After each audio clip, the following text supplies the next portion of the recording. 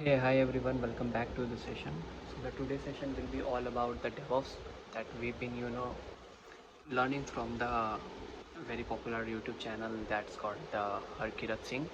And I would say that I like that actually attitude and the way he explained all those things. I really loved it, and hopefully that session that we've been doing it and learning it from him, that would be really successful. We hoping for the best. So what we have actually learned for the today, so he explained uh, domain versus IP. So I would read it out for you that imagine the internet like a big city. Every house in a city has a unique address, right?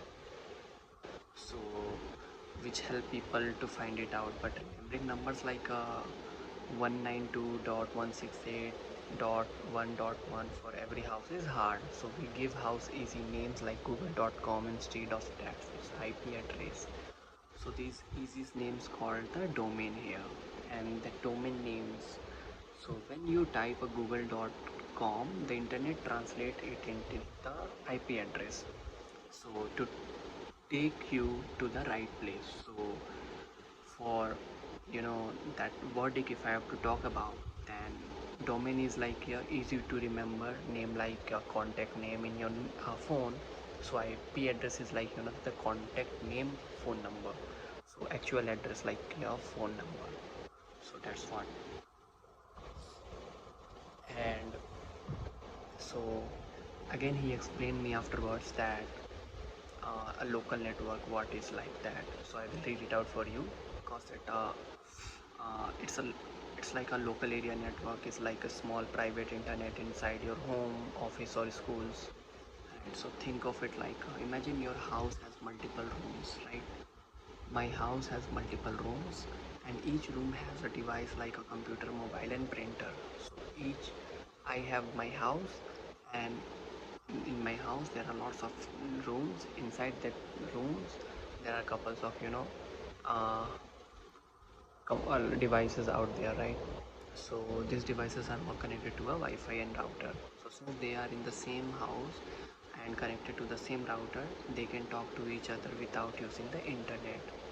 So key point, if I'm gonna talk about the local area network, devices in LAN can share the files, printer and internet. Like that you can go for it. So you can print from your laptop to a wireless printer. Like that you can do it. Cause that it is actually the IP address for all those things would be same. Cause that the router is connected with all the devices, so you can access the file as well. But the outside that router, no one can access it. So that's the biggest advantage, and you can say that there's a cons actually with it, cause that you can breach the data privacy. If you ask your friend that is connected with the same Wi-Fi, you can ask him to log in his Facebook account like that. So if he is doing the Facebook or login into you can save it directly into, right, and you can use it for that. So that's how the things are working out for. So different ways of deploying the things, like website and whatever you have it. So on premises deployment, so the application is installed on a company owned server, required hardware, software maintenance, security, like that. Deployment we can use it up for, and virtual machine we can use it, right? Containerization, like Docker, Kubernetes. So instead of VMs, application run on lightweight container like Docker. Kubernetes manage the multiple containers for scalability, faster deployment, consistency and easy scaling. And there are more of it. And VMs and hypervisors, so think of like a VMs is a computer instead a computer. So it's run like a normal system, but it's a virtual. So meaning it shares the resources of CPUs, RAM, storage with the physical computer. And if I go with the hypervisor, so it's a software and that creates a managed VMs. It allows multiple VMs to share the same physical hardware. So type of hypervisor, we can say that the bare metal hypervisor, hosted hypervisor, right? So that's how these things is being used. So bare metal servers you can talk about. So physical server that runs directly on a hardware without virtualization. So it's like a renting a whole house where you can control everything. And VM is like renting apartment inside a big building. And if I go with the differentiate, so performance wise bare metal is a highest and VMs is lowest, so full control over hardware controlled by the hypervisor VM. Scalability slower and faster, cost expensive cheaper, and high performance apps like gaming servers and all. SSH, so secure shell. So explain. So is a remotely access and control another computer over the internet or local thing. So like it's between your computer and a remote server. It allows you to run command on that server as if you were sitting in front of it.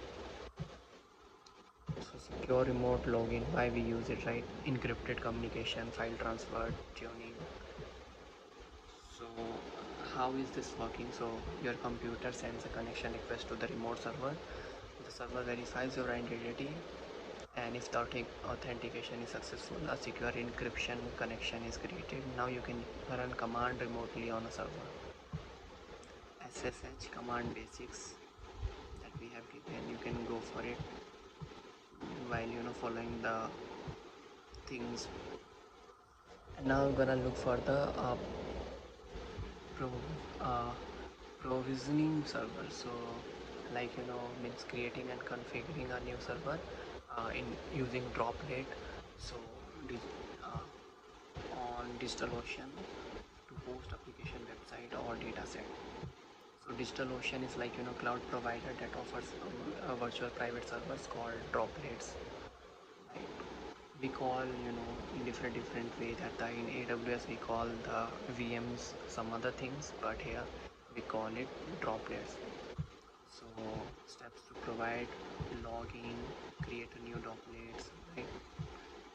Look for that what kind of CPU optimization you require it for, configuring additional settings, choose a data center region like Bangalore, all those things, deploy the droplets, create droplets 1 2 minutes will take and all, connect your server via SSH and secure your server, and afterwards deploying a web on DigitalOcean. It's been given a example of it. So far that we have seen this much and learn it, and hope you like this session for today, and hope you enjoyed it right at the same time.